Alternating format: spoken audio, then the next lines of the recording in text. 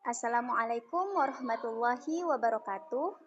Perkenalkan, nama saya Raudatul Nisa, NIM E1E019267, kelas 5G. Tujuan saya membuat video ini yaitu untuk memenuhi tugas ujian tengah semester mata kuliah Ilmu Kealamiahan Dasar. Adapun judul artikel yang akan saya paparkan yaitu pengelolaan sumber daya air di Kabupaten Lombok Barat, sebuah potret implementasi kebijakan ekonomi hijau.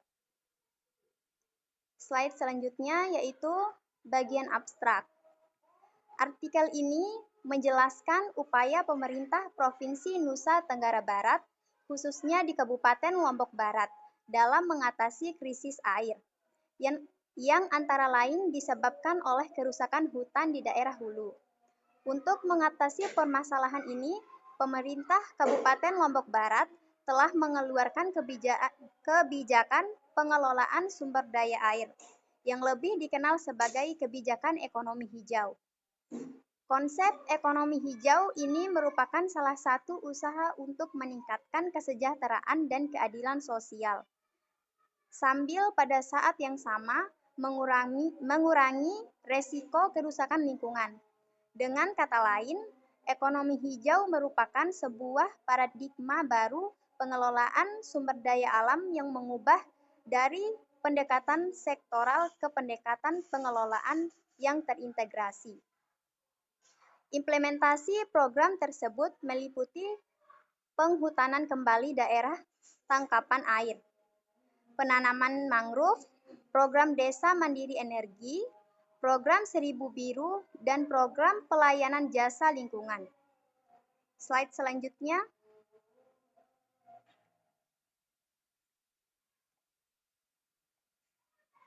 Yaitu pada bagian pendahuluan, di mana air merupakan sumber kehidupan bagi semua makhluk hidup di bumi.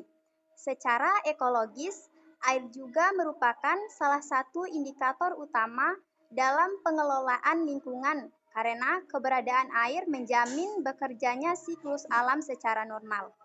Oleh karena itu, pengelolaan air tidak dapat mengabaikan kaidah ekologis yang terjadi pada alam. Meskipun demikian, seperti diberitakan Kompas pada tanggal 6 September 2012, saat ini 4 dari 10 orang di dunia tidak memiliki akses terhadap sanitasi dan hampir 2 dari 10 orang tidak memiliki akses untuk air minum.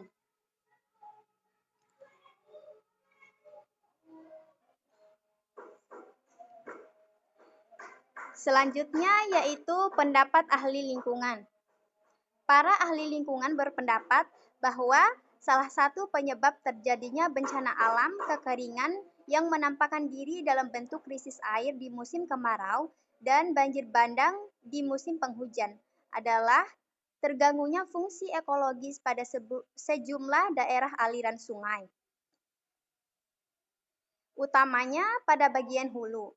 Seiring dengan tuntutan pembangunan dan pertumbuhan jumlah penduduk, maka meningkatnya kebutuhan lahan semakin sulit untuk dikendalikan. Proses alih fungsi lahan hutan ke dalam berbagai bentuk peruntukan lahan seperti pemukiman, perluasan kota, industri, perkebunan, pariwisata, dan tambang telah berdampak pada merosotnya daya dukung kawasan daerah aliran sungai.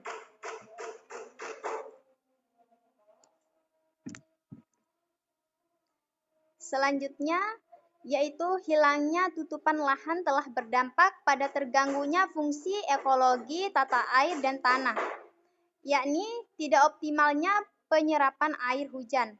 Saat hujan turun, maka air akan meluncurkan dengan cepat menuju sungai. Fenomena alam yang akan segera tampak kemudian adalah terjadinya erosi, tanah longsor, dan banjir bandang di musim hujan. Sebaliknya, pada musim kemarau akan terjadi bencana kekeringan yang disusul dengan krisis air, karena terbatasnya stok air yang dialirkan dari daerah aliran sungai di hulu. Dalam perkembangannya, kondisi ini semakin diperburuk dengan perubahan iklim yang ditandai dengan curah hujan berintensitas tinggi dan dalam durasi yang singkat, serta kemampuan intersepsi tajuk dan infiltrasi tanah yang terbatas. Akibat banjir dan kekeringan merupakan pasangan bencana alam yang akan terjadi pada setiap tahun. Selanjutnya yaitu menurut hasil kajian Modiarto dan Stalker 2007, Indonesia sebagai negara kepulauan dipastikan akan mengalami dampak yang luas akibat perubahan iklim. Naiknya permukaan air laut telah mengakibatkan meluasnya intrusi air laut yang berujung pada terjadinya krisis air bersih yang dihadapi oleh masyarakat nelayan. Sementara itu, di daerah hulu terjadinya perubahan iklim yang diikuti oleh munculnya fenomena alam El Nino, yakni berlangsungnya musim kemarau yang semakin panjang, diikuti dengan meningkatnya suhu udara yang semakin panas, telah memicu terjadinya kebakaran hutan yang berdampak pada terjadinya proses alih fungsi lahan hutan. Di sisi lain, perubahan iklim juga diikuti oleh munculnya fenomena alam La Nina, yakni semakin pendeknya musim penghujan yang diikuti oleh curah hujan berintensitas tinggi dan berlangsung dalam durasi yang singkat. Kedua fenomena perubahan iklim yang berlangsung pada kawasan hutan yang telah terdegradasi oleh berbagai aktivitas manusia telah berkontribusi terhadap munculnya bencana alam krisis air. Selanjutnya yaitu menurut hasil kajian Kementerian Lingkungan Hidup 2007, 10 kejadian bencana alam terbesar di Indonesia yang berlangsung antara 1997 dan 2007. Sebagian besar berupa banjir, kekeringan, dan kebakaran hutan, berujung pada krisis air. Selain itu, hasil kajian review STER 2007 diketahui bahwa negara-negara berkembang sudah dalam keadaan rentan dalam merespon dampak dari perubahan iklim. Tanpa terkecuali, perubahan iklim juga telah terjadi di Provinsi Nusa Tenggara Barat, termasuk di dalamnya wilayah Kabupaten Lombok Barat. Walaupun sumber permasalahan terjadinya krisis air telah diketahui, namun penanganan lingkungan wilayah daerah aliran sungai kurang mendapatkan perhatian yang sungguh-sungguh. Penanganan program kerja selama ini masih berlangsung secara sektoral yang melibatkan berbagai instansi terkait, yang berimplikasi pada benturan kepentingan antar sektor. Akibatnya, hasil secara keseluruhan pengelolaan daerah aliran sungai tidak dapat berjalan secara efektif. Selanjutnya yaitu kondisi lingkungan dan krisis air di Nusa Tenggara Barat. Secara ekologis, Pulau Lombok merupakan salah satu ekosistem di wilayah Nusa Tenggara Barat yang memiliki peran penting dalam menunjang keberlanjutan pembangunan di daerah Nusa Tenggara Barat umumnya dan Pulau Lombok pada khususnya. Salah satu aset alam yang menjadi penyokong kehidupan di pulau ini adalah keberadaan ekosistem hutan kawasan Gunung Rinjani, seluas 125.000 hektar, yang meliputi 3 wilayah kabupaten atau kota Pulau Lombok, yakni Kabupaten Lombok Timur, Kabupaten Lombok Barat, dan Kota Madia Mataram. Kawasan Gunung Rinjani telah ditetapkan sebagai salah satu kawasan konservasi yang terbagi dalam berbagai fungsi hutan, antara lain hutan lindung, kawasan taman nasional, dan hutan produksi terbatas. Kawasan ini juga dikenal sebagai kawasan kaya akan keragaman hayatinya. Hal ini dimungkinkan karena tingginya keragaman ekosistem wilayah Gunung Rinjani. Selanjutnya yaitu dampak dari kerusakan lingkungan. Dampak dari kerusakan lingkungan yang sudah mulai dirasakan adalah adanya kecenderungan semakin berkurang dan menurunnya jumlah dan debit mata air. Menurut data Balai Hidrologi dan Bapedalda Nusa Tenggara Barat, pada tahun 2006 sampai 2007, jumlah mata air di Pulau Lombok sebanyak 107 titik atau lokasi, jika dibandingkan dengan tahun 1985. Maka telah terjadi penurunan sebesar 50% dari jumlah mata air sebelumnya. Demikian juga dengan penurunan debit air pada beberapa sumber mata air dan daerah aliran sungai di Pulau Lombok yang secara umum terjadi penurunan sebesar 38%. Selanjutnya, yaitu kebijakan pengelolaan sumber daya air. Sejak meluasnya isu perubahan iklim, banyak kebijakan pembangunan sering diberi label hijau, misal pertumbuhan hijau, wisata hijau, kota hijau, ekonomi hijau, dan yang terakhir setelah pemerintah menerbitkan rencana induk percepatan dan perluasan pertumbuhan ekonomi Indonesia.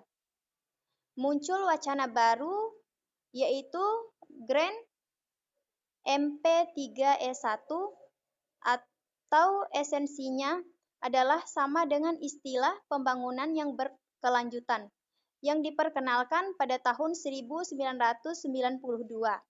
pada konferensi pembangunan berkelanjutan. Selanjutnya yaitu implementasi kebijakan. Yang pertama yaitu gerakan NTB Hijau, di mana pada gerakan NTB Hijau dilaksanakan dalam rangka mengantisipasi perubahan iklim global yang belakangan ini semakin terasa dampaknya. Suhu udara di wilayah Nusa Tenggara Barat misalnya pernah naik dari 32 derajat Celcius menjadi 36 derajat Celcius pada tahun 2007. Dalam 5 tahun terakhir, banjirop juga sering terjadi melanda pesisir barat Kabupaten Lombok Barat. Akhir-akhir ini juga disusul dengan terjadinya kelangkaan air bersih. Menyikapi keadaan tersebut, pemerintah Provinsi Nusa Tenggara Barat mengeluarkan kebijakan berupa program Gerakan NTB Hijau.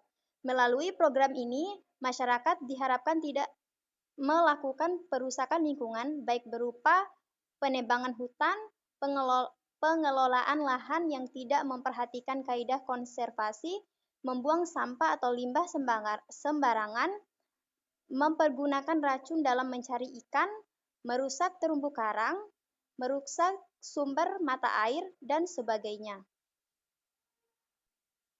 Selanjutnya, yang kedua yaitu Desa Mandiri Energi. Selama ini wilayah NTB dikenal sebagai daerah sejuta sapi. Predikat ini tentu saja membanggakan masyarakat NTB karena keberhasilannya mengembangkan ternak sapi yang sekaligus telah berkontribusi terhadap peningkatan ketahanan pangan nasional. Bagi masyarakat Lombok, sapi bukan semata-mata dilihat sebagai sumber pendapatan ekonomi rumah tangga, sumber tenaga kerja, dan pemasok pupuk organik, tetapi juga memiliki fungsi sosial sebagai status simbol bagi masyarakat petani. Dan yang terakhir, yaitu pelayanan jasa lingkungan, di mana telah diketahui bersama bahwa selama ini fokus pembangunan masih terfokus pada masyarakat yang tinggal di hilir, sementara masyarakat yang tinggal di hulu masih relatif kecil menikmati hasil pembangunan.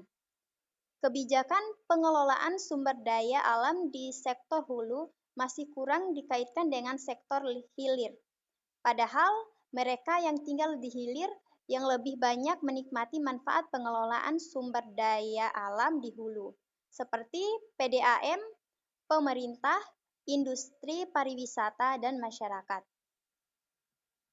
Sekian penjelasan materi dari saya. Lebih dan kurangnya saya mohon maaf.